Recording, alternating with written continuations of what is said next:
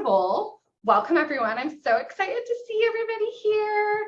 And I'm probably far too cheery for this hour, but you know, here we are.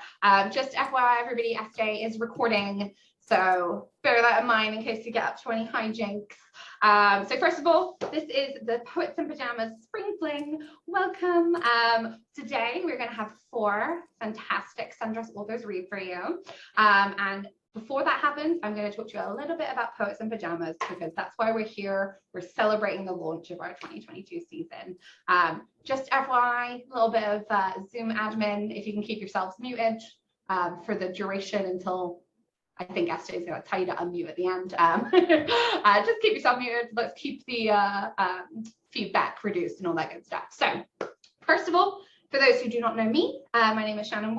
I am a British writer. I live in Denver, Colorado. I have a book coming out in September.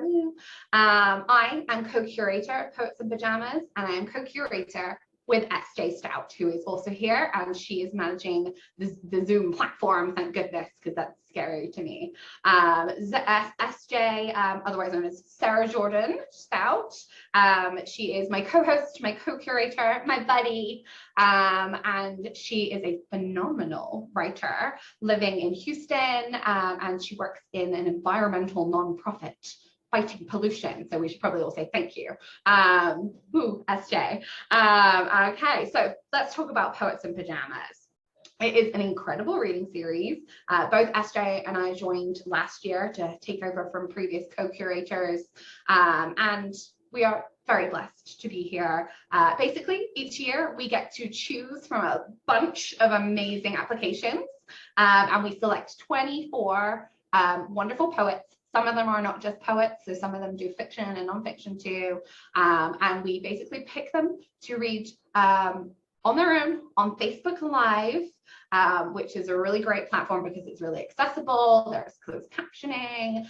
You don't have to get gussied up to watch because you're not there. It's just the reader. So if you ever see any of those pop up, I really encourage you to come along. And they just go for 15 minutes. They read some poems or whatever they feel like, and they will do a short Q&A afterwards. So I see a couple of people that are coming along. There will be our Poets and Pajamas this year, including the lovely Jude, who I'm talking about far too much. And yeah, so I'm seeing SJ already going for it in the chat, so you can see our full 2022 schedule there. So you can look for any names that you know. Here's Carrie as well. Carrie's one of ours. Hi. So yeah, you can go find people you know, maybe find someone you don't know, and see some new poetry that you've never heard before. We feel really, really blessed to give these people a platform on Facebook. Not that I love Facebook, but you know, we work with what we have. So yeah, if you pop onto our Facebook page, you can get reminders, so you can RSVP to the individual events, and they will remind you so that you do not miss any of them. And it's our hope, basically, today that some of you who maybe didn't know about Poets and Pajamas before will come along to some of these events. And our first reader is the wonderful, amazing, incredible Ali Pierce on Sunday, March 6th. Which is next Sunday, and that is at 7 p.m. EST. They are always on Sundays, always 7 p.m., twice a month. So yeah, we hope to see some of you there, and the link is in the chat for events and for Ali Pierce's event. So before we move on to our first poet, I also just want to briefly mention Sundress, because that's why we're all here. So Sundress Publications is to credit for all these 4 authors. They're amazing. And in fact, Poets and Pajamas is a Sundress baby. So it was begun by Sam Slaughter back in 2016, all those years ago. A lot of people think that it's a pandemic project, but it is not. Some of us liked our pajamas before. So yeah, we have an amazing community through Sundress. I think I can speak for SJ and myself, and probably a bunch of you here, when I say that we are really thankful for Erin Elizabeth Smith, who I know is here, because she is our fearless leader of Sundress. She brings everyone together. She's a genius. So not only should you check out Sundress because of these 4 amazing people here today and Erin, you should also check out them because they do calls for submissions, they review books, Oh, my cat is here. I'm so sorry. Go away. Go away. My goodness. Other cat. Yeah, they do a monthly reading series, which is really, really good. They do monthly free workshops. Amazing. I am doing one in May. Come along. It's going to be weird. And of course, they do incredible residencies at the Firefly Farms. I'm seeing some nodding.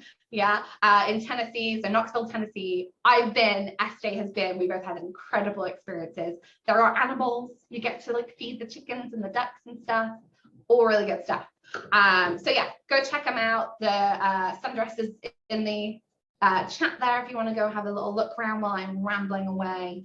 As far as Sundress, I also want to shout out Tennyson Black, who very kindly offered some books for a giveaway today. Yes. So if you are here right now, you are eligible to win a free book.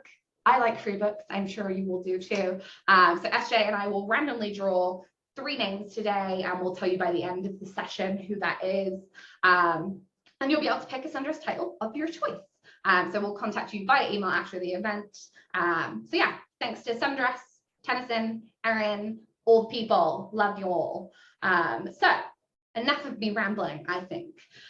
Let's get on to the readers. After the reading, we're going to have a really quick Q&A. So if you have a question, keep hold of it, and we'll pop it in the chat.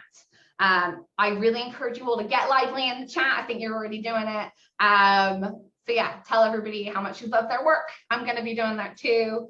And yeah, ditto wonderful readers. If you see something, I don't know, you want to add a link or something like that we haven't provided, please do go ahead. We will be linking to all the main books. But if you have something else, pop it in there. So SJ, I'm going to shut up and let you take it away and introduce our first reader. All right, I'm going to just leap in here. Mackenzie Berry is our first reader, and I'm so happy that all of you are here to be with us for this. This is really exciting. This is the first time we've done sort of a launch party for the season, so I just want to add my appreciation for all you all being here. And Mackenzie, thank you. Mackenzie Berry is from Louisville, Kentucky. Her debut poetry collection, Slack Tongue City, is forthcoming from Sundress Publications in April of this year, and you can pre-order that next month. Her poetry has been published in Vinyl, Up the Staircase Quarterly, Hobart, and Blood Orange Review, among others. She is a graduate of the University of Wisconsin-Madison through the First Wave program and Goldsmiths University of London. She is pursuing an MFA in poetry at Cornell University. So here is Mackenzie. Thank you. Hello, thank you so much for introducing me. So my debut, Slack Tongue City, is based with Louisville, Kentucky, my hometown. At the heart of it, grappling with the South and regional identity and belonging. But there's also childhood poems, grief poems, and the like. So I'll start out with the last poem in the first section of the collection. Magnolia.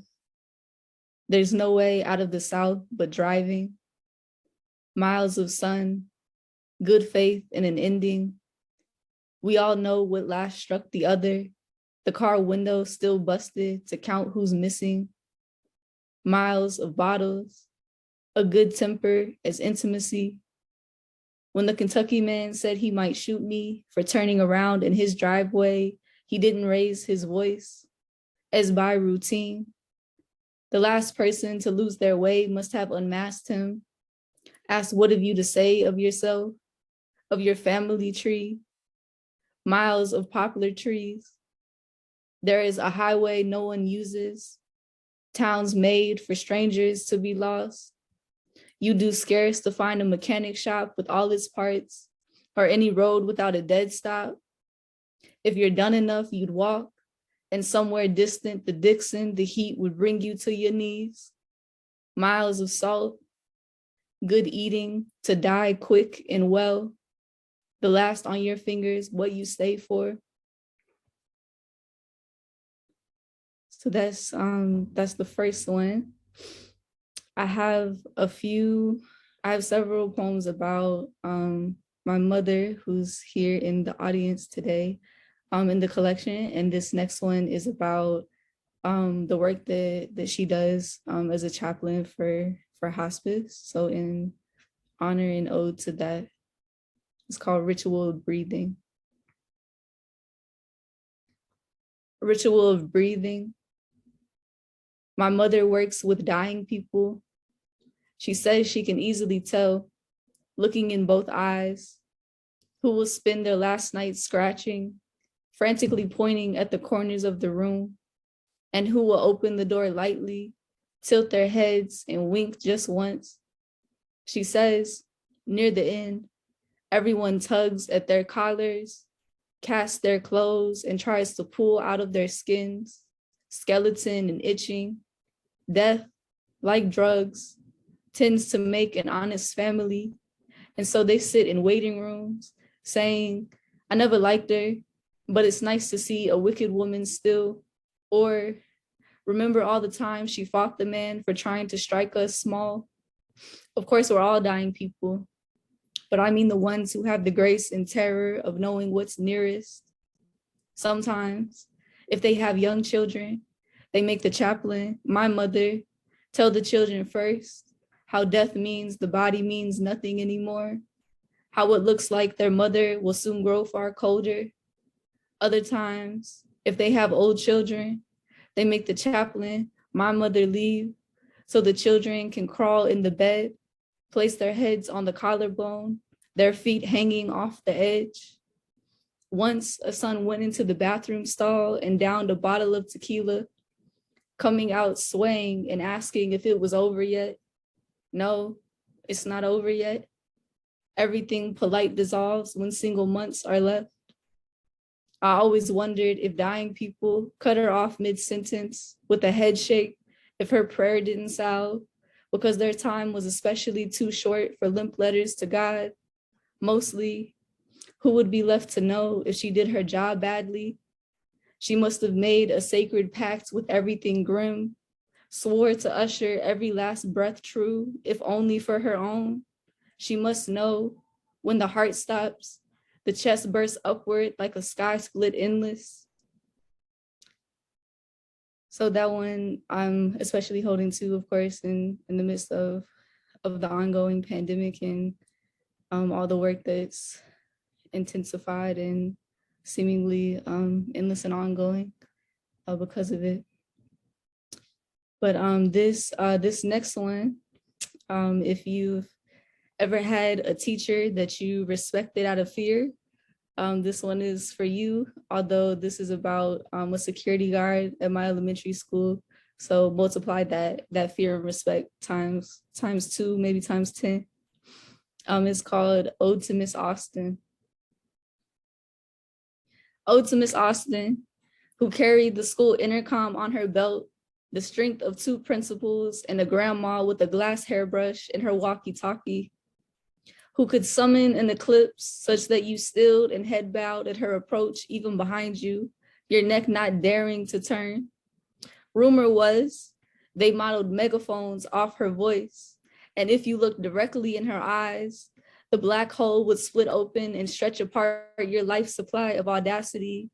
Legend says she made her own lipstick, read from all the children who lied to her, said they did not throw the first punch when in fact they did, said they did not put ketchup on the toilet seat when in fact they did, but she knew this, just wanted you to say it alive once before she asked you if you did in fact love your mother.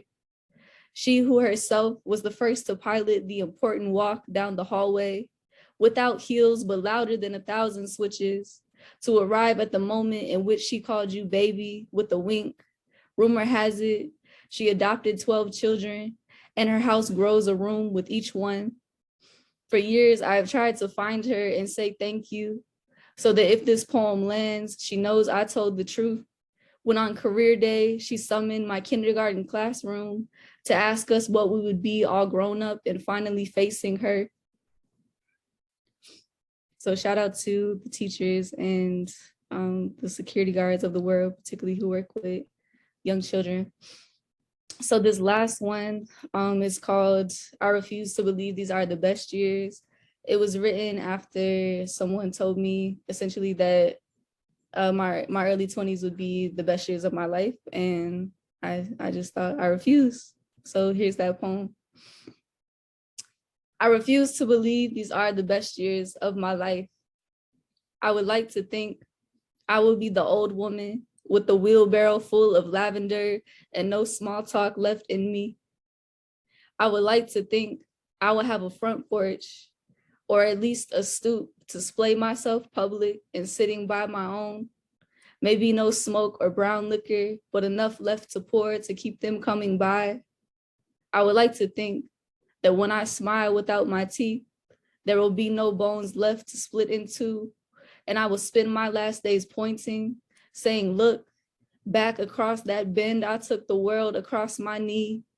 Look, my daughter, at all the crow's feet that have gathered right very here to sing her name. For the ones who told me to drink my 20s straight because they would be the ripest season of them all. I hear you can't even break the pit until you're 40 and have no reason left to soft your fangs. Yes, I swallow sinew too, and all the children know me well. Here, my love, come sit with me while I map the lightning bugs a path to my open grave. So that's all for me. Thank you so much for having me. Thank you. My goodness. Needless to say, amazing. I especially love the Scary Girl poem. Like, I love writing poems that are to like specific weird people, and only you get it until you read it to a group of people like this, and everyone's nodding because they get it too. Fantastic. Thank you so much, Mackenzie. Remember, everybody, keep an eye on the Sundress page. You will be able to pick up a copy or pre-order a copy of Sacktown City in March. It's coming out in April. Keep an eye out there. So next up, we have Stacey with her beautiful headdress. Stacey Balkun is the author of Sweet Bitter, which of course came out from Sundress on February 1st. Amazing, so recent. She is co-editor of Violet and Wing, an anthology of domestic fabulous poetry. She is the winner of the 2019 New South Writing Contest, as well as Terrain Org's 10th annual contest. Her work has appeared in Best New Poets 2018, Mississippi Review, The Rumpus, all the good stuff, and several other anthologies and journals. Stacey holds an MFA from Fresno State and teaches creative writing online at the Poetry Barn and the Loft. Here is Stacey, everybody. Yay, thank you so much. This is actually my first reading since the book is out. So thank you all for being here and for supporting the book. Like Mackenzie's work, this book's about my hometown in a lot of ways, and there's a lot of magic in it too. So all of this is coming together. And I'll start at the beginning. Once upon a time, there were two girls in the suburbs. One was a half girl, the other whole. Through the woods, they shimmered, telling stories that sparkled like the radio, like the oil-slicked creek. In the beginning, they said, the crabapple birthed a baby girl, or the story goes, Lilith molded from the red clay earth, then Eve wrenched from Adam's rib. They laughed and they laughed. There, no bear or blackberry, just bramble. They believed mothers plucked babies from trees, wondered if they'd ever want for a man, even a kind one cursed. How could there be such a thing as happily ever after, when, after all girls have been swayed by a forked tongue, held captive as a crown?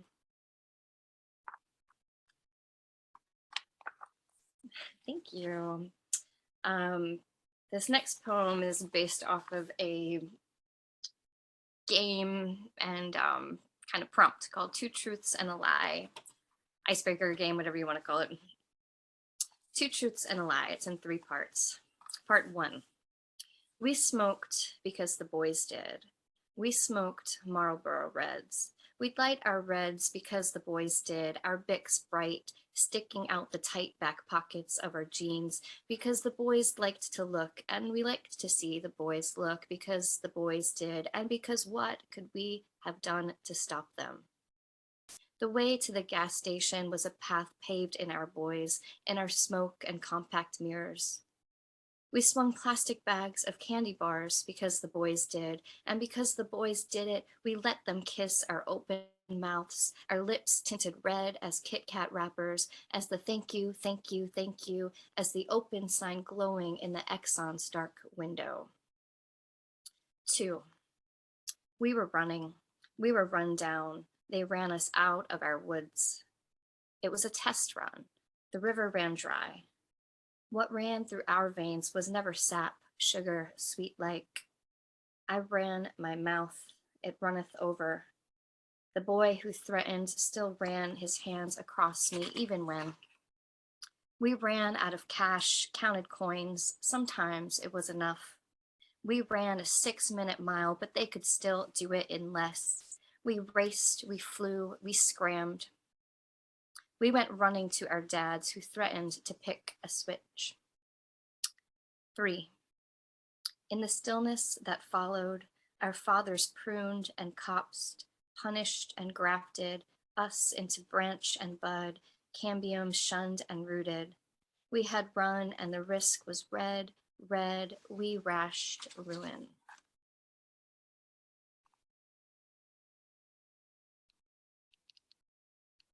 I'm gonna jump right to one more red poem. There's a lot of red in this book, a lot of little red. This is called Element of Red. And so these poems take place in the neighborhood where I grew up, which has both a brownfield site and a Superfund site. These are very highly polluted, toxic areas.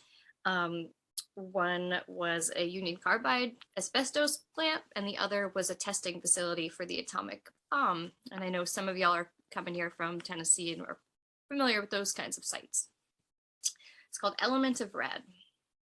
We burned through September, rusted oaks and maples refusing to give up their brilliance. In the heat of late afternoon, the factory blew its snowy dissonance through our woods, chemical smell of popcorn and dryer sheets.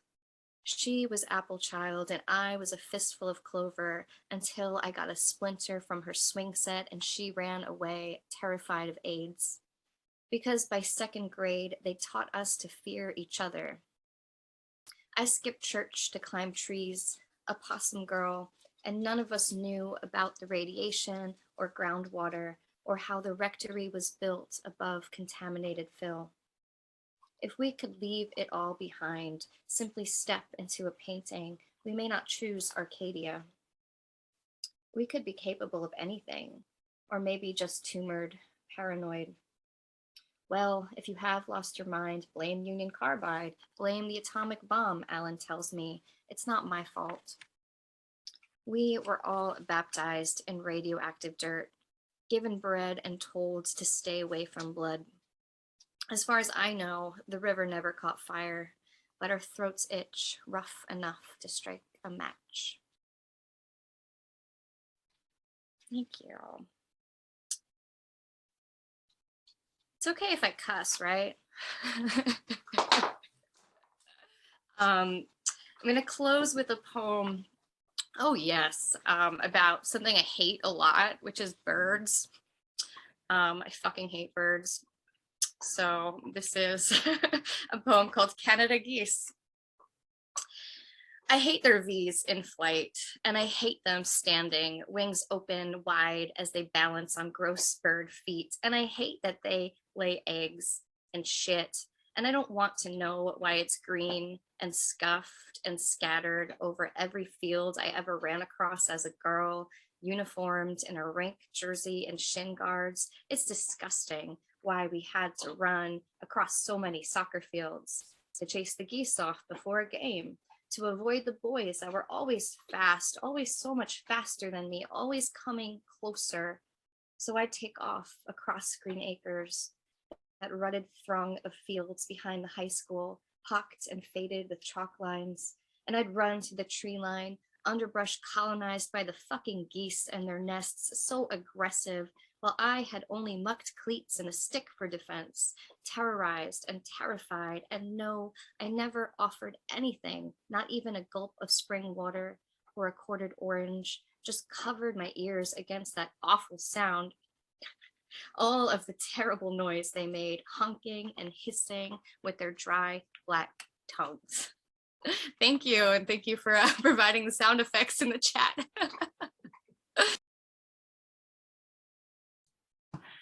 That was beautiful, Stacey.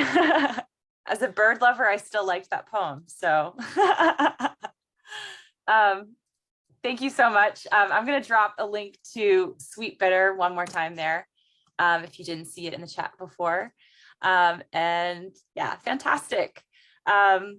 So next up we have Barbara Fant, and I'm sorry, is it Fant or Font? But we've been writing, or Barbara has been writing and performing for 15 years.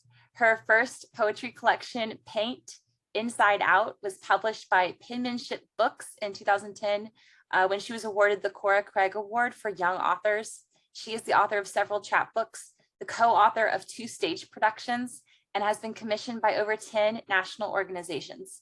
Her collection, Mouths of Garden, came out this month from Sundress Publications, and she holds an MFA from Antioch University, Los Angeles, and a Master of Theology from the Methodist Theological School in Ohio. Here's Barbara. Hi, everyone. Thank you so much for having me. Honored to be here. This too is my first reading since my book has come out. Enjoyed you so much, Mackenzie and Stacey. Thank you. My book is titled Mouths of Garden, and it's really, I think it's an ode to a lot of the women in my family. And so with that, I'm going to start with this poem, Long Line. I come from a long line of strong women who know how to birth and load rifles all at the same time, who juggle babies and careers and swallowed whole every man that ever learned to raise his fist. I think of fist, I think of woman, the unclenched skin of a toothless hand. When he opened his hand and showed me her teeth, I remember the powerlessness, my throat a voiceless song. I remember the wedding day, how somehow Mrs. made it feel like woman, and then the surgery, right? And the house I was thrown out of, the bruises that bloomed on my body in the morning. When I say I come from a long line of strong women, I mean, I come from fire breathers, which means I come from dragons, which means I come from beings that slay. There is no gun to erase you here. These are not daddy issues, not my brokenness. Yo, this is a fist, slice through the sky, middle finger and ring finger all side by side. When I say I come from a long line of strong women, I mean, I died 1,000 times, y'all, and I always come back. All right, so it's still Black History Month, so I'm gonna be real Black in here too. I hope that's okay with y'all. Black woman repetition after Terrence Hayes. Black woman college degree, Black woman masters, Black woman student loans, Black woman loaned her life over to student. Black woman full-time job, single Black woman over 30, single Black woman 30. Black woman world calls bitter, Black woman bitten, angry, Black woman bitter, Black angry, broke. Is she the thing broken? Let's talk about war.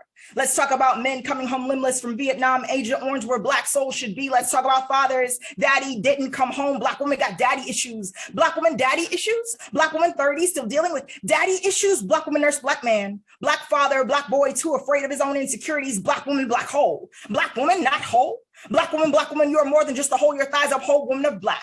Black woman, you are not always the night. You are not always Black and blue. Black woman, not Jonah. Black boy, are you Jonah?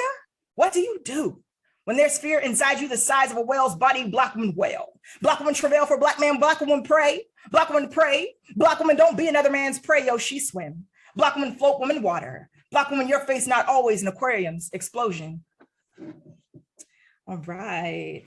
So I'm going to move to this next piece. Thank y'all. I wrote a poem for my auntie, who I happen to be named after. So I'm going to read this poem. It's called Give Auntie a Break. Her backbone low, shaved to ground, almost into clay, almost into dust, return back a woman, and only smoke falls into a mouth, halos of fire encase her. She remembers she owes nothing to no one. Paid everyone's tears, opened her body like a house and never charged rent. It is here. She remembers she took in your behind when mommy died and daddy said no more. She clothed you in winter as the sun scraped tomorrow from your spine, made sure you graduated on time, never missed a meal, couldn't keep you from all the funerals, but held your hand through every service. Here, you can collapse into stone and send prayers for those who don't know how to call on God. You called on God like your auntie's life depended on it. She called on God when you almost didn't make it. So when she calls right before the streetlights go out, even if there are 9 cities between you, even if you are almost in your Jesus year and sleeping next to your lover's protection of a body, answer her. Sing a praise to God in the key of her mouth. She is your mother's sister, your grandmother's baby girl.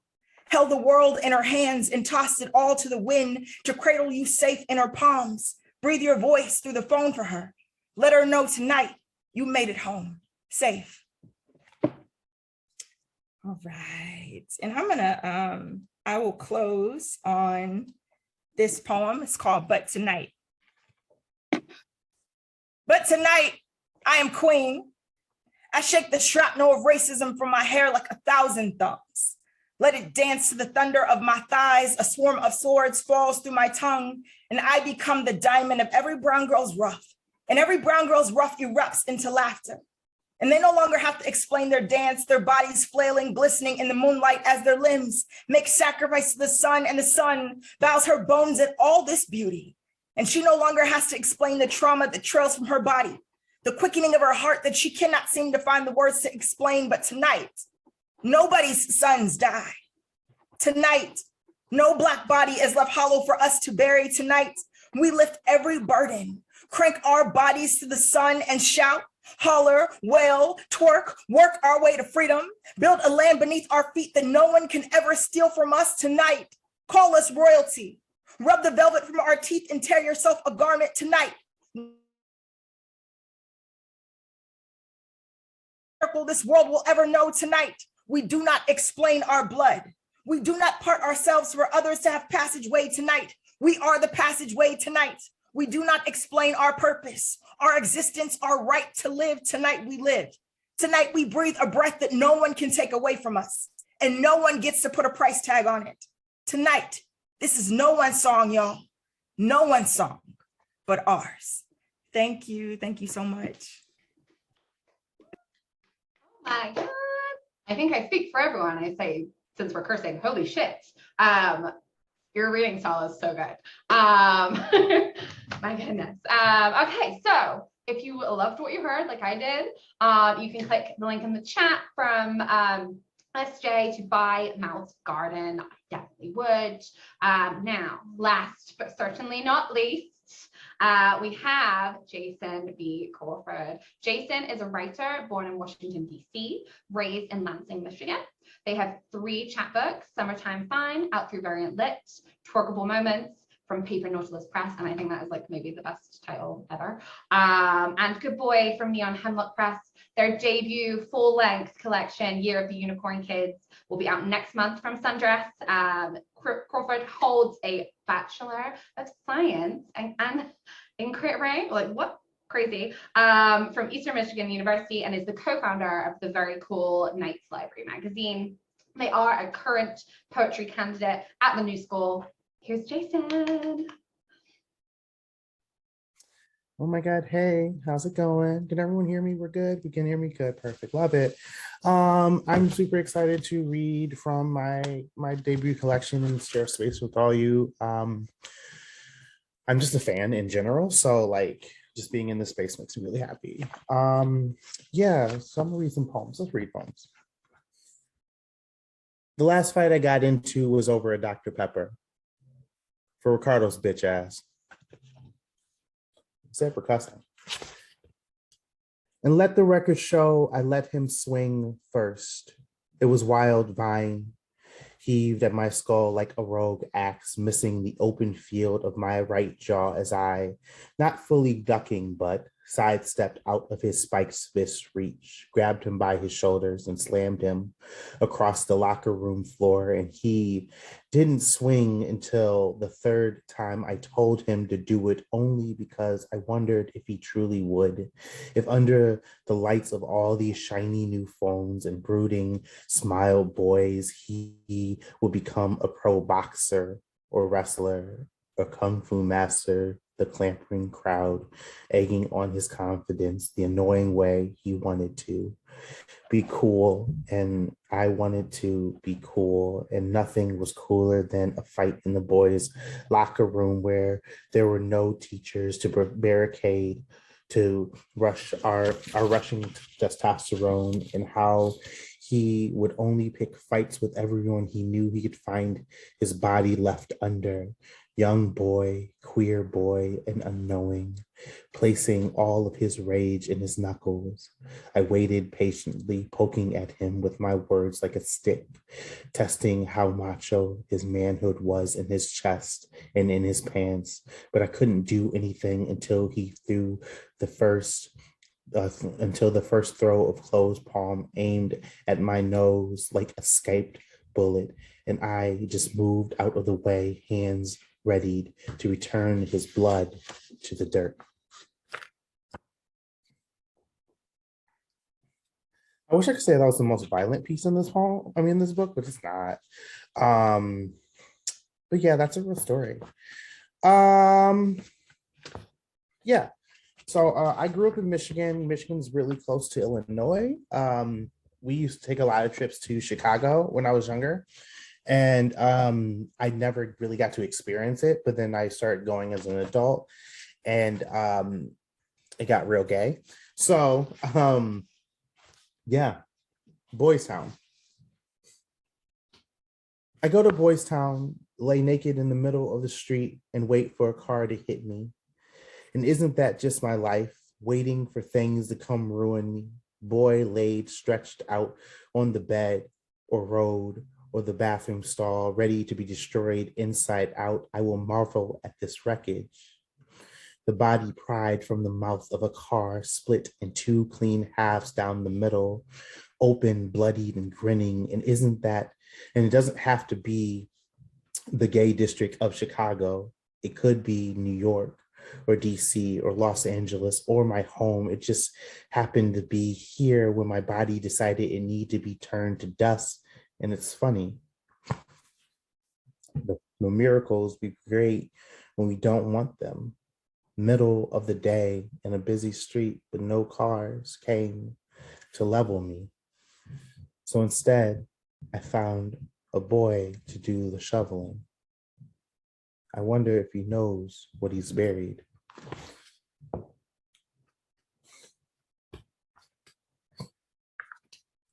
So yeah, this book really deals a lot with sexual desire and violence. I disguise a lot of the sexual desire or a lot of the sexual violence or violence in general towards queer bodies in the sexual desire, and in an attempt to design or prove that queer bodies tend to not be safe anywhere, even in desire. So with that being said, we may say this is a true story. A duplex for a boy with a cool blue truck in Pennsylvania. I'm terrified of the back roads hanging off Pennsylvania. A boy asked me to meet him in a dark alley of the country roads. The boy asked me to ravage him on the creaking off-trail road, carve my name in him, and with that, I'd stay forever.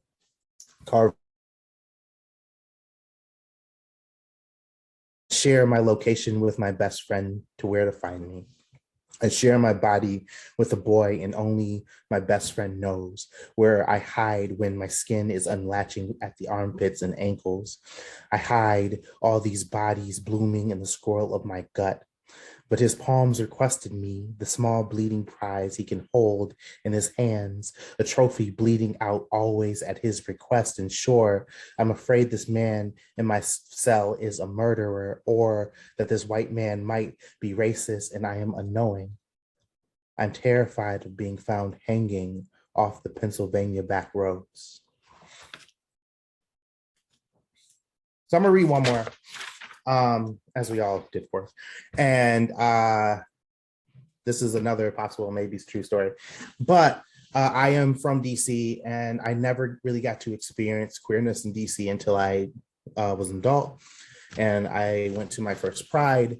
And there was something about the environment and the copious amounts of alcohol and my fear of being in certain environments because of being raised that kind of brought this poem about.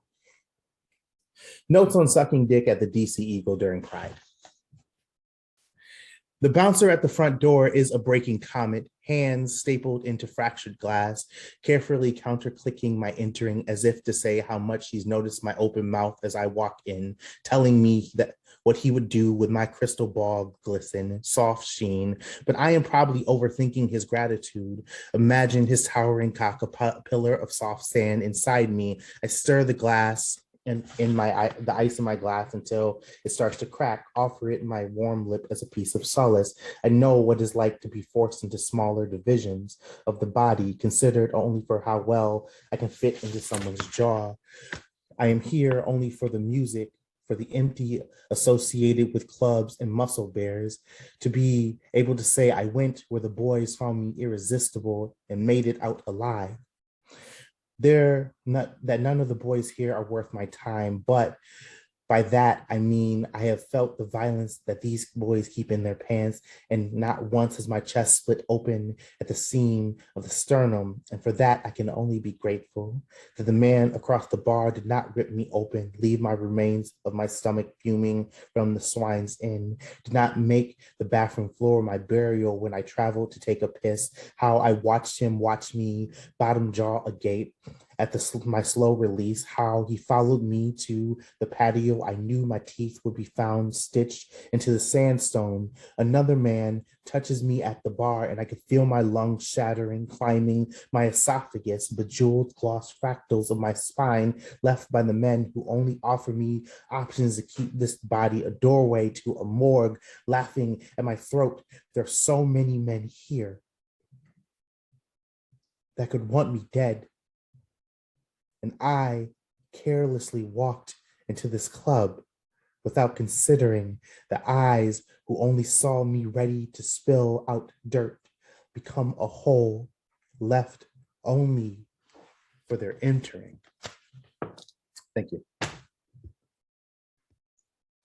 Wow.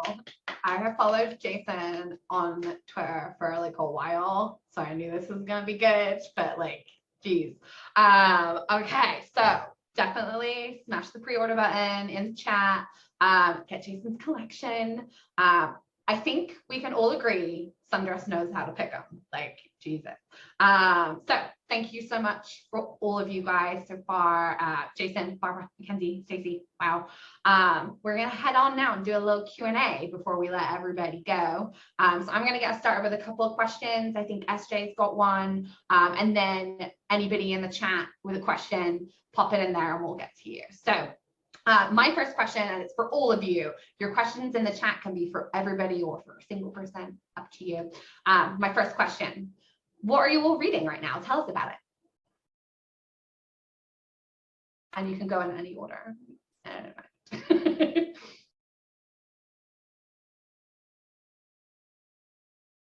I can start. Grad school makes me read a lot of stuff anyway, but I just finished Shahid Jones' How We Fight for Our Lives. I finished it literally yesterday, and it's such a good memoir collection. So, yeah. I'll jump in next since I am also in grad school and doing comps reading, and I'm reading the autobiography of Alice B. Toklas right now, which I've never read before, and I kind of love it. I'm reading Diane Seuss's Frank Sonnets, which I'm loving, and Inheritance by Taylor Johnson, which is also phenomenal. I just picked up Mahogany Brown's Vinyl Moon. So that's what I'm working on right now. Man, I like to ask that question because I always get such good recommendations. I'm like scribbling away. Yeah, that Diane Seuss one, especially, like Twitter is aflame with it, like seriously. And my other question, which I always ask our Poets in Pajamas. So future Poets in Pajamas of 2022, you will see this one pop up for preparation or whatever. with the pandemic, sorry to be a bummer, and all its strictures, how has the pandemic changed the way that you read, write, participate in the lit community? And that's for everybody, for all of you.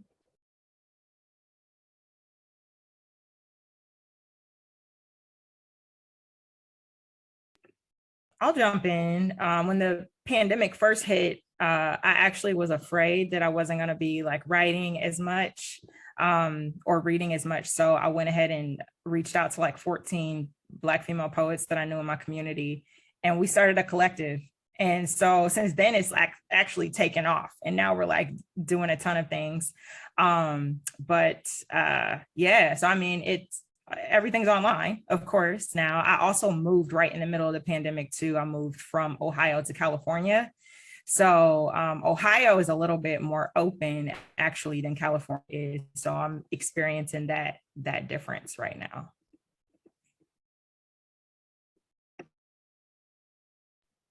Yeah, I'll say in terms of doing readings, you really have to embrace that notion of even if you're the only person in the room, go all the way out, right? Because you can feel like it's just you talking in a room. So I think that's been part of it, of also like leaning into, you were just reading for yourself, still give it the same kind of spirit and like lend yourself fully to it. But also, of course, just being able to hear so many more readings that I wouldn't have been able to witness otherwise, as I'm grateful for that. Yeah, I agree. I've definitely gotten to go to more readings and visited more quote unquote states, right, than I would have been able to, and listen to, people I've not been able to listen to because of it. So I think for the reading aspect, or like picking up new work aspect, it's been a lot better. Writing is a hit or miss. Of course, there are some days where everything feels like I can't do anything, and there's some days where I feel like I can conquer the world. But in general, I think I've gotten used to realizing or dictating how I'm going to navigate the pandemic, and what that's going to look like from here on out. Yeah, I turned to more novels. Stories that are, my poetry that I read and write is getting more experimental, but what I want is just like stories and narratives. I want a beginning, middle, and end. Maybe the end. Maybe we all want the end. I couldn't have put it better myself. We definitely do, right? Barbara, I don't know if you have a link or anything for your women's collective, but if you do, please feel free to put it in the chat, because I'm sure everyone would love to see that. Amazing. I think SJ has a question, but if anybody has a question, stick it in the chat and I will read them out. I did have one that came up for me. Stacey, you mentioned that the color red appears in your collection a lot. And it kind of got me thinking, what's something surprising in all of your all's collections that's there that people wouldn't expect, that they wouldn't necessarily know just from looking at it? Something that might be like reoccurring, an image or a word or anything like that.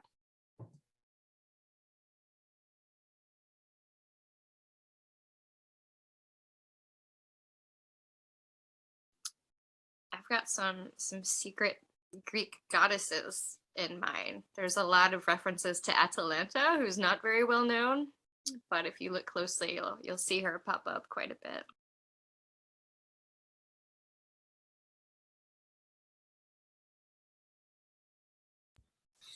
I can definitely say, until you open the first couple of pages, you wouldn't realize that this book really started as a book about cruising. So the idea, or the images of cruising actually come up a lot. Yeah. I really like the idea of someone picking up Jason's book and being like, oh, unicorn, maybe I'll get this for my teenage daughter. And then they hit one of those titles and they're like, dang. If anyone else wants to respond to SJ's question, I'll let you.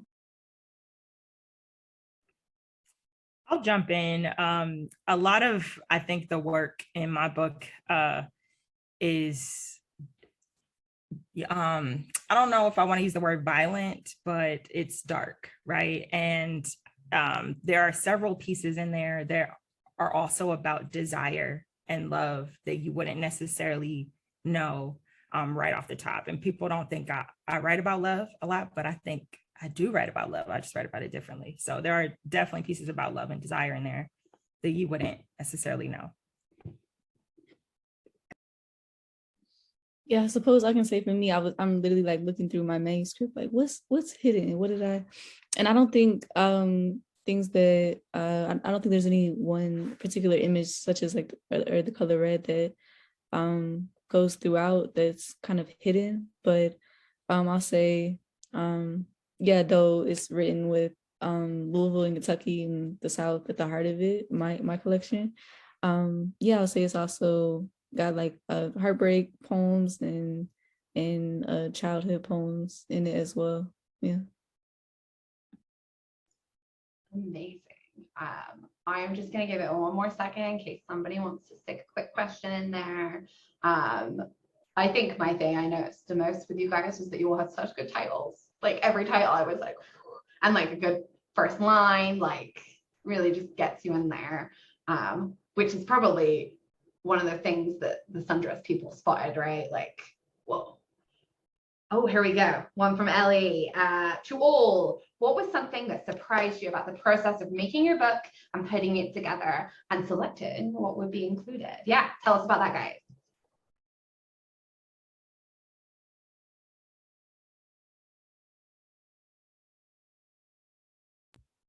I think for me, one of the most surprising things about selecting poems is a lot of times where you think you're going to start.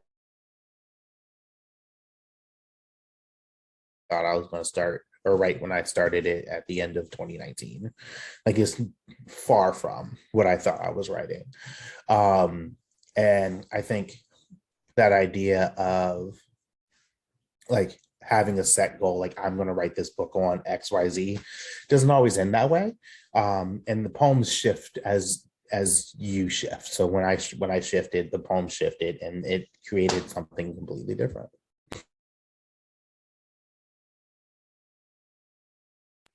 I'll just piggyback off of that. I started with a manuscript and that's not the manuscript that I ended with. I actually paused in the middle of the process and was like, I just need time to kind of, try this again.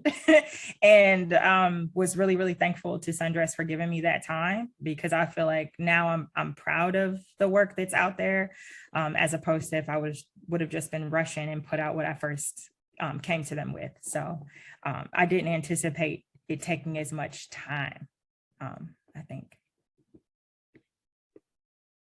Yeah, for me, I can say I have a professor who said to us, Lyra Van Cleef Stefan, and she said, I'm trying to disabuse you of the notion that your drafts are precious, or really that your poems are precious, more largely. So I think for me, throughout the process of making the book, in every stage, there are some poems that I was willing to cut, and let go of for the to have the sharpest manuscript that maybe I didn't think I could have let go of when I first wrote them.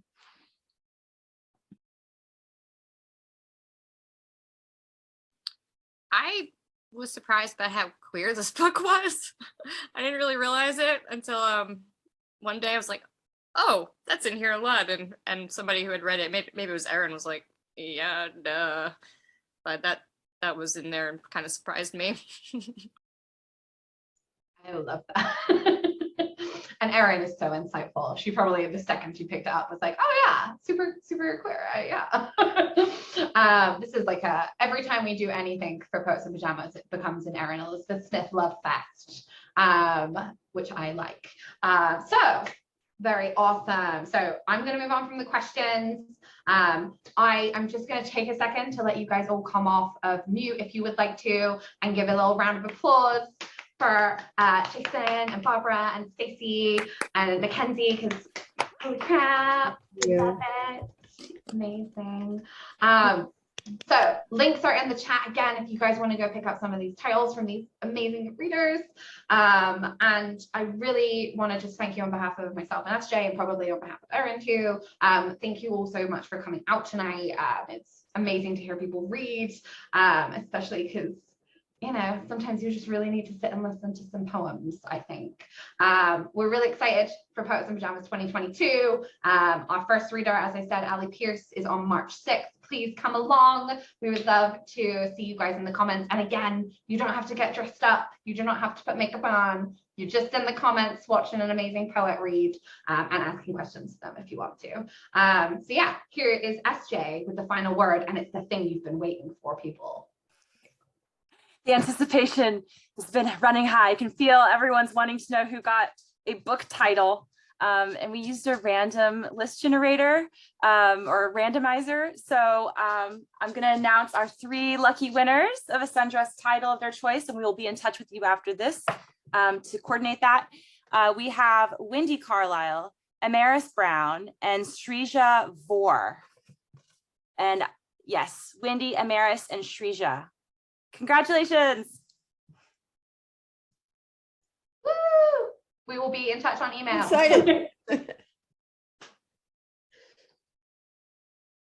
Awesome. I'll let you close up, SJ. All right. Well, yeah, thank you so much, everyone, for coming. And it's just been so wonderful to share this space with you guys and hear your poems and see some of our new readers for the season. We can't wait to host you all again for our regular Poets in Pajamas Sunday readings. And we will see you next time. Good night, everyone.